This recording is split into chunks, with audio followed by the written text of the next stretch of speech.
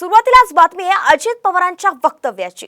पंतप्रधान नरेंद्र मोदींनी शरद पवारांचा भटकती आत्मा असा उल्लेख केल्यामुळेच लोकसभेत महायुतीला मोठा फटका बसल्याची कबुली उपमुख्यमंत्री अजित पवार यांनी दिली आहे। पुण्यातील सभेत पंतप्रधान मोदींना शरद पवार यांच्यावर बोलू नये अशी विनंती मी केली होती, मात्र नेमकं त्याच वेळी त्यांनी पवारांवर टीका केली असंही दादा अजित पवार म्हणालेत। दरम्यान झालं गेलं ते गंगेला मिळालं असं सुद्धा अजित पवार म्हणाले आहेत।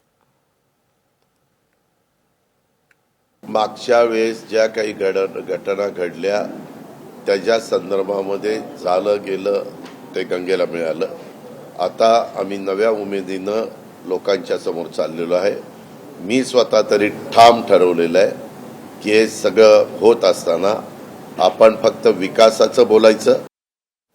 सुरुवातीलाच बातमी आहे अजित पवारांच्या वक्तव्याची। पंतप्रधान नरेंद्र मोदींनी शरद पवारांचा भटकती आत्मा असा उल्लेख केल्यामुळेच लोकसभेत महायुतीला मोठा फटका बसल्याची कबुली उपमुख्यमंत्री अजित पवार यांनी दिली आहे। पुण्यातील सभेत पंतप्रधान मोदींना शरद पवार यांच्यावर बोलू नये अशी विनंती मी केली होती, मात्र नेमकं त्याच वेळी त्यांनी पवारांवर टीका केली असंही दादा अजित पवार म्हणालेत। दरम्यान झालं गेलं ते गंगेला मिळालं असं सुद्धा अजित पवार म्हणाले आहेत। मागच्या वेळेस ज्या काही घटना घडल्या त्याच्या संदर्भामध्ये झालं गेलं ते गंगेला मिळालं। आता आम्ही नव्या उमेदीनं लोकांच्या समोर चाललेलो आहे।